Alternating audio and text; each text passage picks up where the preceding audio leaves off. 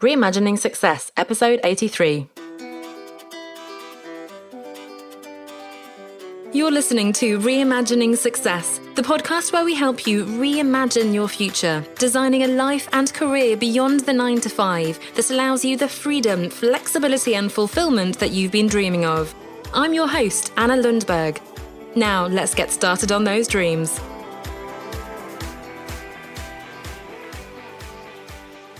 Hi there, welcome back to the Reimagining Success podcast. Now, we've been talking the last couple of weeks about your career identity, your personal brand in a way. And in particular, last week, we looked at connecting the dots, finding your ikigai and finding patterns among your different interests and values, your missions that you believe in, the things you're good at and so on. And actually, the other week in the One Step Outside Facebook group, we were talking about, we had a workshop session, in fact, around building a coherent brand around lots of different ideas. And this is something that I'm really interested and passionate about, actually. It's something that I personally am very compelled to look at because I've always been one of those people with lots of different ideas, both before, I started the business. I've always been sort of interested in all the sports, all the musical instruments. I've never been one for sort of niching down. I've always loved to do a little bit of everything. And what's exciting is that is a growing area. And I think people are recognizing once again the beauty of having all those different interests. Now, I've talked a lot about having a portfolio career, which could be potentially, as I started with my marketing consulting on the one hand, with my career and business coaching on the other. You may have heard of Emily Wapnick, who talks about being a multi-potentialite. She has done an amazing TEDx talk some years ago around why we don't all have a true calling. So do check her out, Emily Wapnick on TEDx. You may also have come across Emma Gannon. I'm rereading her book now around having a multi-hyphen career. So we talk about sort of slashies as well. I think Emily Wapnick calls them as well. When you wear different hats, and it could be, a day job and a side hustle.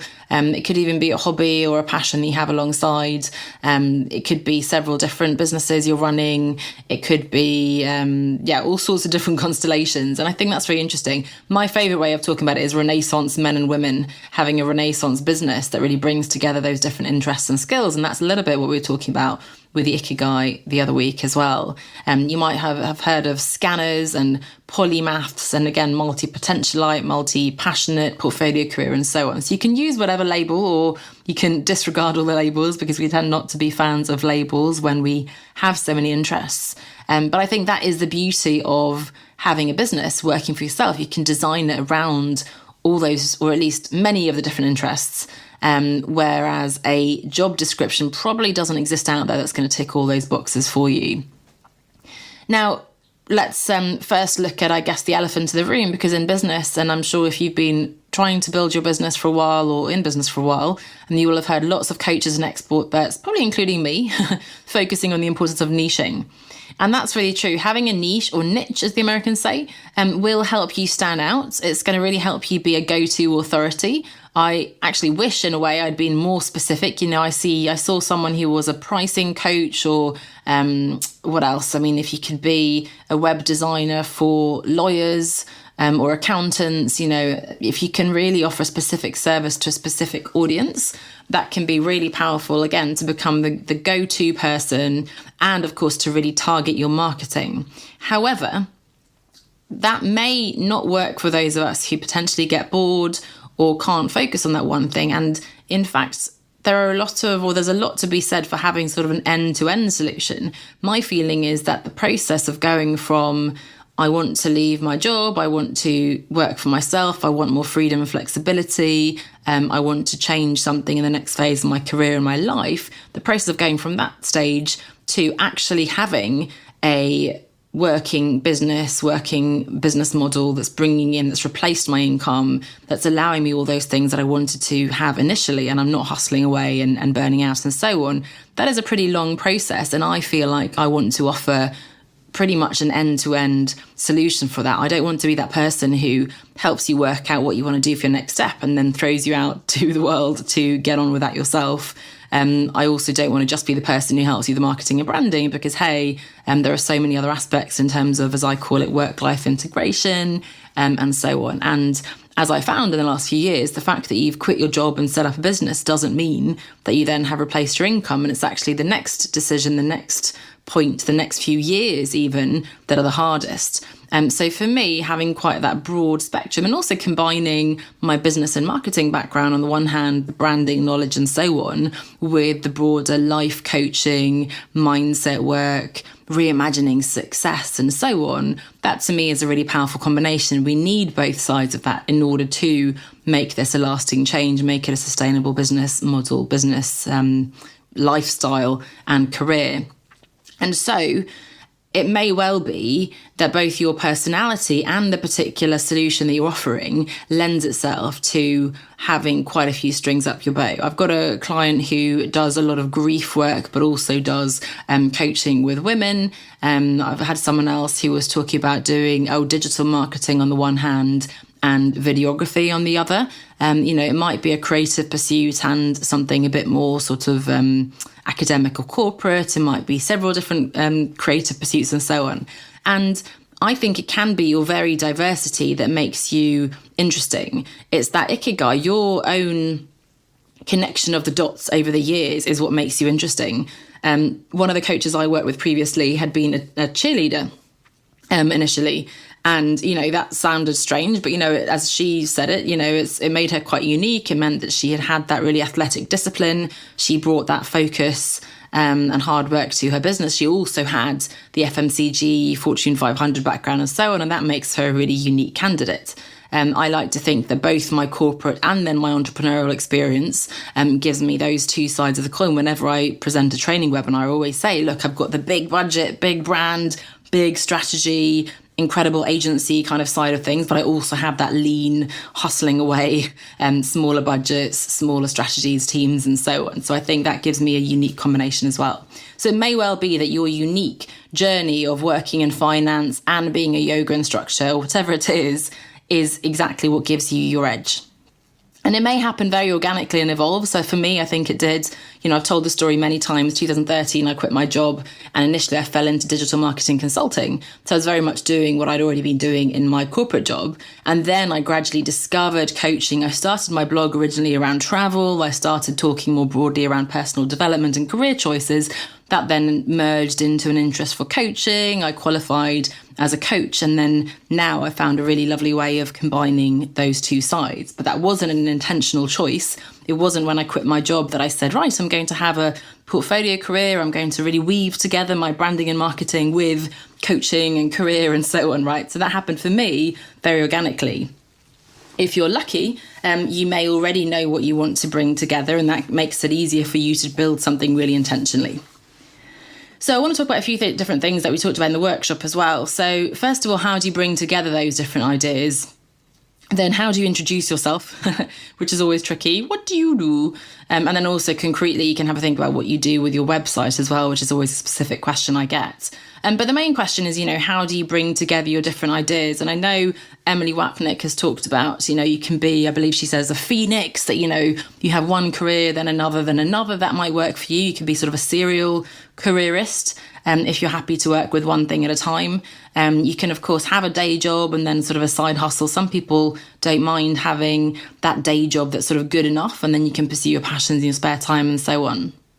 But a few different ideas there from me. So the first is that you can try to find an umbrella theme, a common thread that unifies all your ideas. So I have a client who has a lot of different interests, but it's all around sort of communication, and I say interest, but it's also skills, right? And communication is quite broad, but maybe that's the umbrella heading. And then underneath, you might have lots of things, photography and copywriting and whatever else it is, right? And I have another client who is looking at, or is starting to become a coach. And we found the red thread of reinvention through her own career and life, and also through the different sort of life stages, transitions of her potential clients as well. So reinvention is a really powerful theme that may well span relationships, careers, different personal areas and so on. Maybe it's around goal setting, and that could be in different areas, but you become the expert around setting goals. And that could be, again, in health and nutrition, in careers, in relationships, and so on.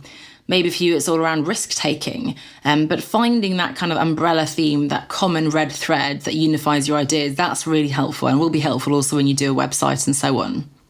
Or it might be that your 2 ideas, 3 ideas, whatever, are so different that you simply can't bring them together. So then you might have a portfolio career of different jobs, those slashes. So I'm this and that. I'm a charity consultant and an adventure photographer.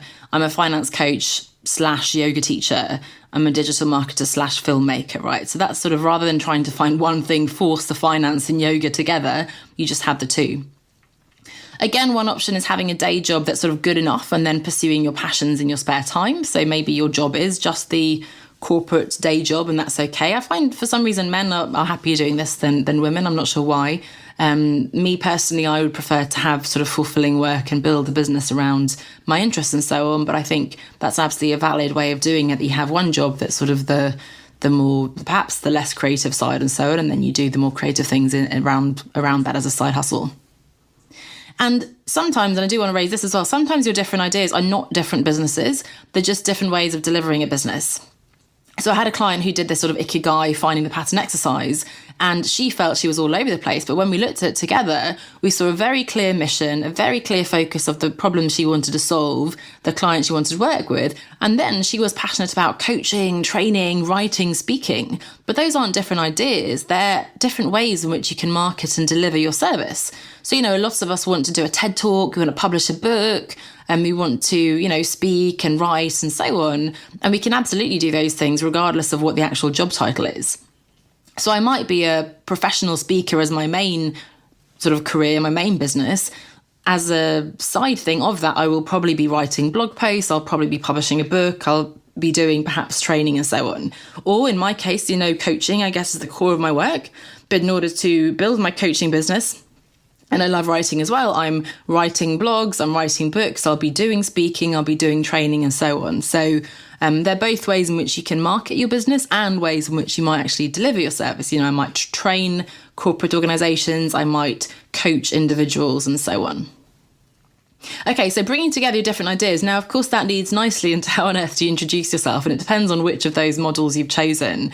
And the good thing is that when you're talking to someone in person, or maybe emailing, messaging someone, you have the option to tailor your pitch to who you're speaking to. And I always say that's really important. We get obsessed with getting that, elevator pitch correct. But really, depending on the context you're in, who you're speaking to, you can introduce yourself in the way that works best. So, for example, for me, and certainly the beginning, if I was talking to people in corporate jobs, in a corporate conference setting, I'd be focusing on my marketing consulting. I'd say, oh yeah, I'm ex-P&G, or, I'm a marketing consultant, digital marketing, whatever. If I was in more of an adventure context, people who are more open to personal development and so on, I'd probably talk more about the coaching. When I went to creative writing workshops, I'd be almost presenting myself as a writer, as an author, which is quite exciting. Maybe, and this is probably the case for most of us, we don't want to get into a long debate about all those different facets of what we do. Some people, maybe most people who ask us, don't actually care. They're not actually interested. And so you can just give them one of the titles, you can just give them a brief little summary, and probably they won't care, they won't ask anymore, right? So I can just say, yeah, I'm a coach or I'm a digital marketing consultant, and leave it at that. Now, you may have joined me in one of my workshops where I've suggested that you use a formula, and I do think this is helpful. So if you find it useful, you can try the I help X, do Y, so that Z. So I help experienced corporate professionals transition out of their 9-to-5 jobs so that they can create more freedom, flexibility, and fulfillment, for example. So I help this kind of person achieve that result so that they can ultimately do blah, blah, blah. So that's a good formula as well. But again, that assumes that somebody cares about your answer. Then you can also say a bit sort of non-committedly, I have a few different projects I'm working on at the moment. And then if they do ask, you can elaborate. The only thing with that one is that, that is probably going to lead to lots of questions, because they'll think you're a bit wishy-washy. Maybe if you just say, yeah, I've got a few different things I'm doing, then they might dig deeper. So you have to be ready to get into more detail. And again, of course, if you have a day job and a side hustle, you can choose just to say, yeah, I work in marketing. Or you can say, well, actually, I'm in marketing, but I'm also working on building my yoga training or launching a lingerie business, or whatever that might be. Now, the important thing is not to overthink it. Again, in these different contexts, most people are just asking to be polite. Obviously, anyone you speak to is a potential client or contact, and it's important to be able to confidently tell them what you do. But you know what? As someone once said to me, if someone's drowning, they don't care if you're a lifeguard or a doctor or a nurse or whatever. They just want you to save them. So I think we obsess about the job title. Am I a coach? Am I a mentor? Am I a business coach? Am I a life coach? A career coach? What do I do? Consultant? And actually, ultimately, they just want to get clarity on what their career choice is, or they just want to bring in more clients in their business. And so they probably don't care what your job title happens to be on your business card. And then finally, I guess coming to an end now, but sort of wanting to touch on the website piece. And I don't think there's a right answer here. The initial question people ask is, should I have one website or should I have different websites? I would always try, if possible, to unify ideas into a site for your own sake, because otherwise you're going to have a lot of websites to, maintain, so that you also feel like a whole person, that you're not feeling torn between different sites. Now, if, again, your businesses are completely different, the audience is completely different. One audience would be shocked and horrified if they knew about the other thing. Hopefully not, but you know what I mean, that if you have completely separate businesses with different audiences, no overlap, then probably you need to have different websites for those different niches. What I would say, though, is that you could then consider having a personal brand site, which would be under your name, and that would then integrate everything. So I have annalundberg.com, where I talk about, this is me, and I do coaching, I do writing, I do speaking. Initially, when I had that, I talked about my different sort of business ideas that I was working on at the time, and they were then sort of portals into those other websites. So that's something you can do, right? You have a lot of different elements to play with on the website itself as well. Of course, you have the domain, which could be your name, or it could be the business name, or it could be that umbrella idea if you can. You have the title, you have a tagline potentially, you have the design, all the images and copy and so on. So there's a lot of elements you can play with to bring together your different ideas. And again, you can try to put it all under that umbrella theme if possible. You can have portals into different parts of the website. If you have different audiences, you can say, hey, if you're a company, corporation, you click here. If you're an individual, you click there. If you're interested in grief coaching, you go here. If you're interested in, career coaching, you go there. And again, having a personal brand website could be an option to have that one authentic whole self, and then potentially have different websites for your businesses. You don't want to be trying to force fit things, but again, for you, for your sanity, to feel like a whole authentic, genuine person who's showing up and being open and transparent about their different interests, I think it's in your interest to have a unified presence. Again, it depends on the context, especially if you're talking to people and so on. Like I said, you don't have to go into all those different strings to your bow. It's up to you how much you share. But certainly online, you have the option to really weave together a really compelling story. So I'd encourage you to try to do so. One of my favourite examples from years ago is one of the first guys I started following back when I was looking at leaving my job and so on was Chris Guillebeau. And his website still is Unconventional Strategy. So that's the umbrella theme for life, work and travel. And that's pretty broad. And he's written lots of books, and it's sort of not unlike the work I do in terms of setting up a business and side hustles and that kind of thing. Funnily enough, initially I was inspired to use those same three categories on my website. I had sort of life stuff, I had work. I think I had work/career, and then I had travel. But I moved away from that. It wasn't the right fit for me. So, by all means, be inspired by others, but then find the way that's going to work for you. Another great example is Marketing for Hippies. Marketingforhippies.com, you can check that out. It's a guy, Tad, who, used to be an activist, is still an activist, and combines that with marketing. And that's a really nice way to bring those two things together. Marketing for Hippies is an excellent name as well. But have a look at some other people you admire who bring together their adventurers and speakers and writers and teachers and whatever it is they are, and see how you could bring that together for yourself. I do think, and this is the final point I'll make, but I do think if you're struggling to make sense out of all your ideas, let's say on a website, when you're talking to someone, that probably means you're not clear on exactly what your ideas are, how you are going to weave them together. Remember, from a business perspective, you have totally different audiences, totally different marketing strategies. One thing is over here with corporates on LinkedIn. The other thing is individuals over on Instagram, Facebook. That's going to double up your work. And by all means, in the longer term, you may be happy to juggle several businesses, but certainly if you're starting out, you need to have a priority. Next week, we're talking about reviewing our goals and seeing how we've done 2020, half of the year gone already now. And you will find that you need to make choices, you need to focus. Otherwise, you're making your life very difficult. So if you are struggling to weave things together, then probably that means that you need to do a bit more work on getting clarity on your why, on understanding what that umbrella theme is that is really driving you, and then identifying a focus. Even, I always say just focus for the next 3 months.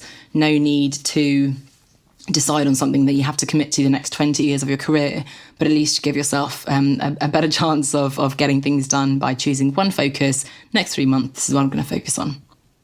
But I hope that was an interesting sort of brief foray into the world of building a coherent brand around different ideas. Again, if you do want to check out the workshop, it's over in the One Step Outside Facebook group, or you can find it on my YouTube channel as well. But I think, this is something we want to explore more. I think more and more of us want to bring together all our unique interests and passions and experiences and missions. And I think there are more and more opportunities to do so. And certainly working for yourself, running your own business/businesses is the best opportunity to do so. So thanks so much for listening, and I'll see you next week for the annual review, or what's the word for the half year review? Not quarterly, but the sort of second half review, I suppose. I'll see you then. Bye for now. Do you feel like you're just not where you want to be professionally and you're ready to reimagine a life and career outside of the corporate 9 to 5? I can help you get clarity on what exactly it is you want to do instead. Overcome your fears and mental blocks to finally take action, and help you manage your time, energy and priorities through the transition. Apply for your free clarity call with me at onestepoutside.com/clarity call. I can't wait to get you started with that one step, so sign up now at onestepoutside.com/clarity call.